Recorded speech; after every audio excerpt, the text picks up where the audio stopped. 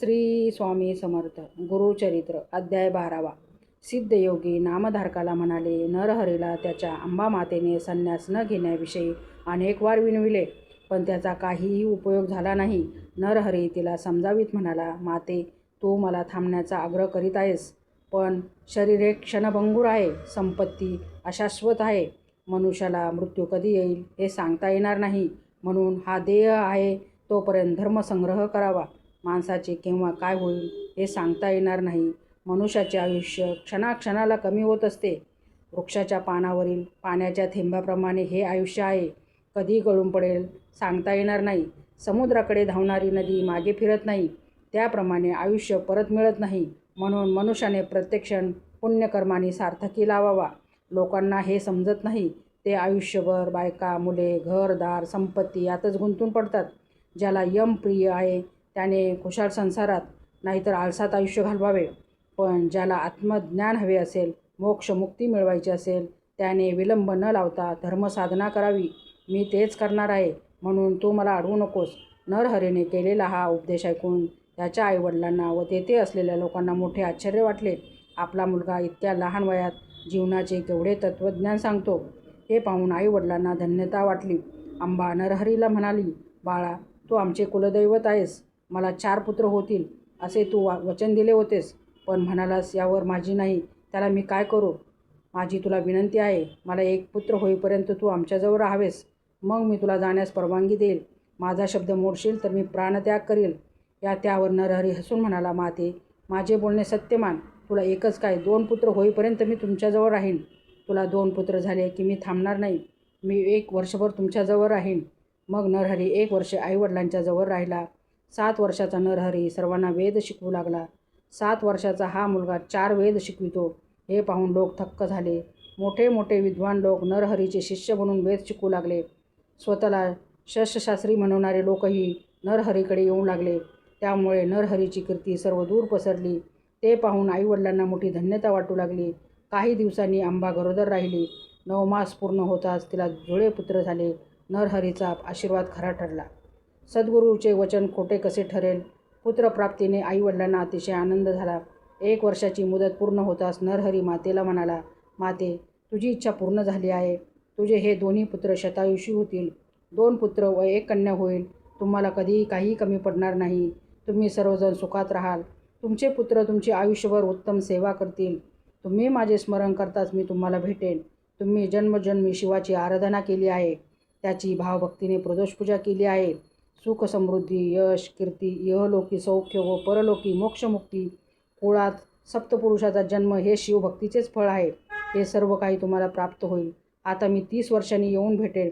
आता मला जाण्याची परवानगी द्या. सर्वजण नरहरीच्या पाया पडले.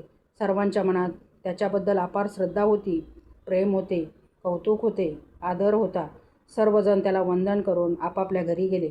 नरहरी काशीला निघाला. माधव व अंबा त्याला निरोप देण्यासाठी गावाच्या वेशीपर्यंत गेले. तेथे नरहरीने त्या दोघांना श्री श्रीपाद वल्लभ व श्री दत्तात्रेय रूपात दर्शन दिले. त्या दोघांना धन्य धन्य वाटले. त्यांनी त्याला साष्टांग नमस्कार केला. नरहरी बद्रिकाश्रमाकडे निघाला, पण त्या अगोदर तो काशीला गेला. तेथे त्याने काशी विश्वेश्वराचे दर्शन घेतले. तेथे त्याने अत्यंत खडतर तपश्चर्या केली. नरहरीची तपश्चर्या, योग साधना, त्याची संन्यास वृत्ती इत्यादी पाहून त्या काशी क्षेत्रातील मोठमोठ्या तपस्व्यांना मोठे नवल वाटले. अनेक लोक त्याचे दर्शन घेण्यासाठी येऊ लागले. तेथे कृष्ण सरस्वती नावाचे एक वयोवृद्ध ज्ञानवृद्ध तपस्वी होते. ते नरहरीची लक्षणे पाहून इतर तपस्व्यांना म्हणाले, हा नरहरी बाल असला तरी हा महातपस्वी आहे. हा परमज्ञानी असून जगद्वंद्य सप्तपुरुष आहे. हा गुरुपदाचा अधिकारी आहे. त्याने संन्यास घेतला तर या कलियुगात लोप पावलेल्या संन्यास धर्माचे पुनर्जीवन होईल. हा लोककल्याण करणारा आहे. याच्या दर्शनाने पतित लोक पवन होतील. याने इतरांना संन्यास दीक्षा दिली तर परमार्थ साधनेत आवश्यक असे बुद्धीचे स्थैर्य प्राप्त होईल. यासाठी याने अगोदर संन्यास घ्यावयास हवा, असे कृष्ण सरस्वतीने सांगितले असता सर्व संन्यासी तपस्वी नरहरीला भेटून आले. म्हणाले, या कलियुगात संन्यास घेणे निषिद्ध मानले जाते. हे अत्यंत अयोग्य आहे. पूर्वी शंकराचार्यांनी संन्यास धर्मातील प्रतिष्ठा मिळवून दिली होती. तेच कार्य आता तुम्हाला करावे लागणार आहे. यासाठी तुम्ही ही संन्यास दीक्षा घेऊन या प्राचीन परंपरेचा उद्धार करा. नरहरीने ही विनंती मान्य करून कृष्ण सरस्वतीच्या विधिवत संन्यास दीक्षा घेतली. ते नृसिंह सरस्वती झाले. सिद्धयोग्यांनी असे सांगितले असता नामधारकाने त्यांना विचारले, नरहरी म्हणजे साक्षात त्रिमूर्ती दत्तात्रयांचेच अवतार. ते गुरूंचेही गुरु जगद्गुरू असताना त्यांनी दुसरा गुरु का केला?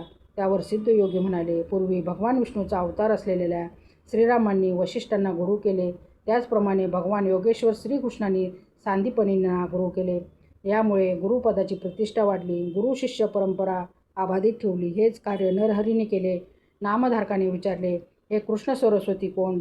त्यांची गुरु परंपरा मला सांगा. सद्गुरूचे नामधारकाने असे विचारले असता सिद्धयोगी म्हणाले, त्यांचा मूळ गुरु भगवान शंकर. त्याने विष्णूला उपदेश केला.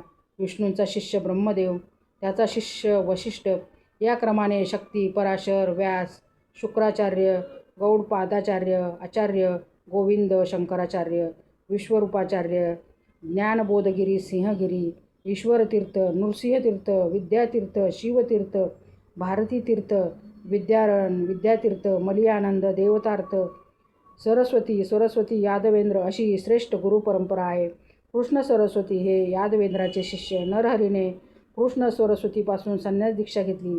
त्यांना नृसिंह सरस्वती असे नाव देण्यात आले. नृसिंह सरस्वतींनी काशी क्षेत्री काही दिवस राहून अनेकांना संन्यास दीक्षा दिली व ज्ञानदानाचे मोठे कार्य केले. मग ते बद्रिकाश्रमाकडे गेले. त्यांना अनेक शिष्य मिळाले. मार्गात त्यांनी अनेक तीर्थक्षेत्राचे दर्शन घेतले. संगमाचे दर्शन घेऊन ते प्रयागक्षेत्री गेले. प्रयागक्षेत्री असताना त्यांना माधव नावाचा ब्राह्मण भेटला. त्याला ब्रह्मज्ञानाचा उपदेश करून संन्यास दीक्षा दिली व त्याला माधव सरस्वती असे नाव दिले. सरस्वती गंगाधर श्री गुरुचरित्र सांगत आहेत.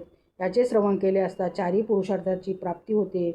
अशा रीतीने श्री गुरुचरित्रामृतातील काशी क्षेत्री संन्यास गुरु शिष्य परंपरा नावाचा अध्याय 12वा समाप्त.